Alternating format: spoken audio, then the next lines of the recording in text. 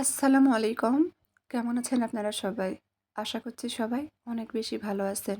সবাইকে আবারও একবার আমন্ত্রণ করছি সাদামাটা রান্নাঘর অ্যান্ড ব্লগসের আরেকটি নতুন ভিডিও দেখার জন্য। আজকে আমি এই গরমে তেল মশলা ছাড়া দুটি উপকরণে নাস্তা রেসিপি শেয়ার করছি। 10 মিনিটেই তৈরি করতে পারবেন। চাইলে ঝটপট তৈরি করে বাচ্চাদের টিফিনও দিতে পারেন। তো চলেন দেখি তৈরির পুরো প্রস্তুত প্রণালী আপনাদের মাঝে শেয়ার করি।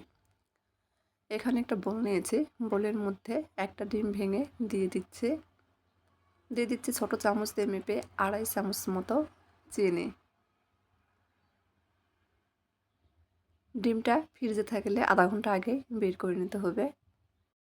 ডিম খুব ভালোভাবে ফেটিয়ে নেব চিনিটা পুরোপুরি গলে যাওয়া পর্যন্ত। ভিডিওর মধ্যে কথাবার্তায় যদি কোনো ভুল হয়ে থাকে সবাই মানিয়ে নেবেন, ক্ষমা সৌন্দর্য দৃষ্টিতে দেখবেন।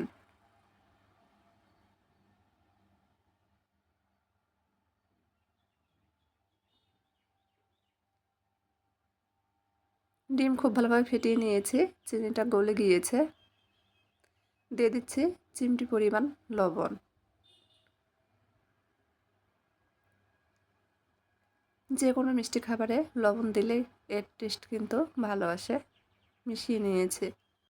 দিয়ে দিচ্ছি 4 কাপে মেপে 1 কাপ মতো আটা।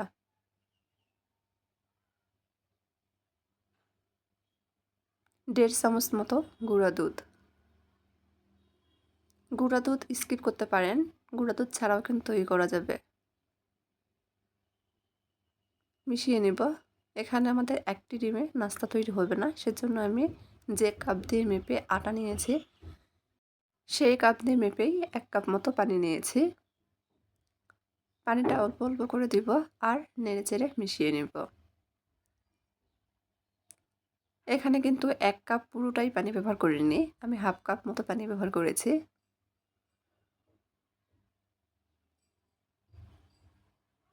অনবরত নেড়েচেড়ে ব্যাটার তৈরি করে নিব, যাতে এর মধ্যে কোনো প্রকার দানা বা শক্ত ভাব না থাকে।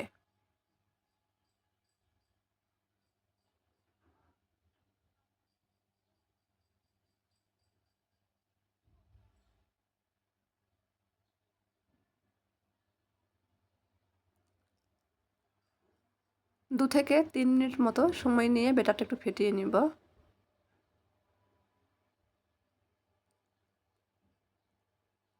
ব্যাটার তৈরি করে নিয়েছি।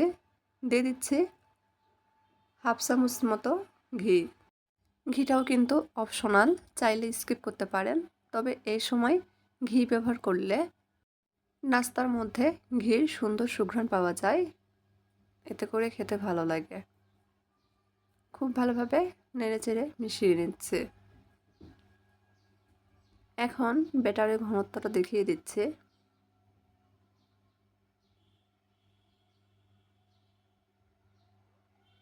ঠিক এই রকম ঘনত্বের ব্যাটার তৈরি করে নিতে হবে।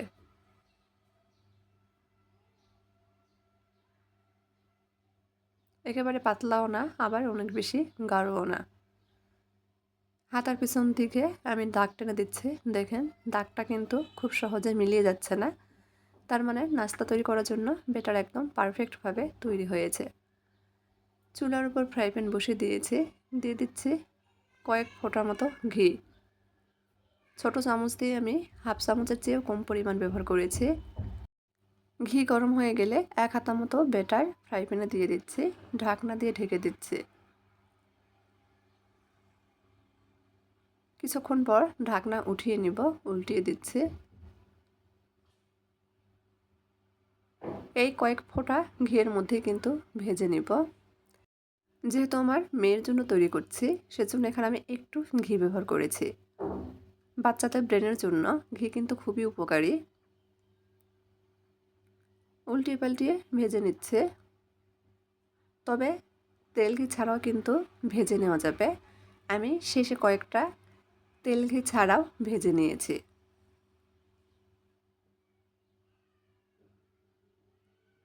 আবারও কয়েক ফোঁটা মতো ঘি দিয়েছি। 1 হাতা মতো ব্যাটার দিয়ে ঢাকনা দিয়ে ঢেকে দিয়েছি। কিছুক্ষণ পর ঢাকনা উঠিয়ে নাস্তাটি উল্টিয়ে দিচ্ছি।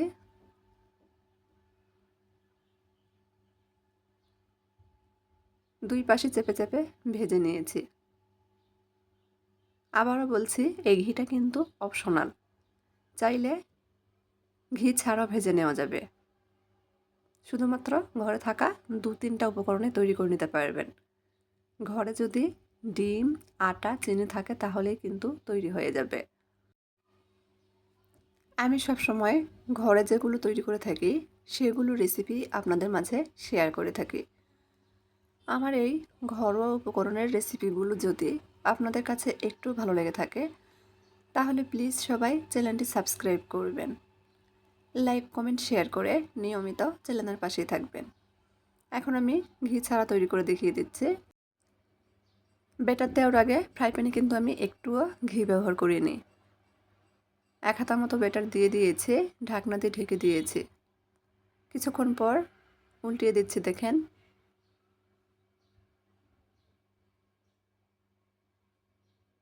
উল্টিয়ে পাল্টিয়ে একটু চেপে চেপে ভেজে নিয়েছি। আরও একটা তৈরি করে দেখিয়ে দিচ্ছি তেল ঘি ছাড়া। 1 হাতা মতো ব্যাটার দিয়ে দিয়েছি, ঢাকনা দিয়ে ঢেকে দিচ্ছি। উল্টিয়ে দিচ্ছি, একটু চেপে চেপে ভেজে নেব।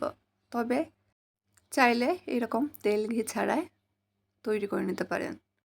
একটা নাস্তা তৈরি করতে খুব বেশি সময় লাগে না, 1 মিনিটে কিন্তু তৈরি হয়ে যাবে। উঠিয়ে নিচ্ছি। একইভাবে সবগুলো তৈরি করে নিয়েছি। দেখেন মাশাআল্লাহ, কালার কত সুন্দর এসেছে। দেখতে কিন্তু খুবই লোভনীয় হয়েছে।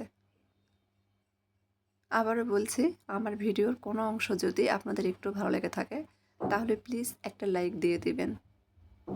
চাইলে চ্যানেলটিকে সাপোর্ট করে পাশেই থাকতে পারেন। এই যে এগুলো আমি তেল বা ঘি ছাড়াই তৈরি করে নিয়েছি। একেবারে নরম তুলতুলে এই নাস্তা। এটাকে কিন্তু প্যানকেকও বলা যেতে পারে। ঝটপট তৈরি করে নিতে পারেন। তো আজকের মতো এই পর্যন্তই। সবাই ভালো থাকবেন।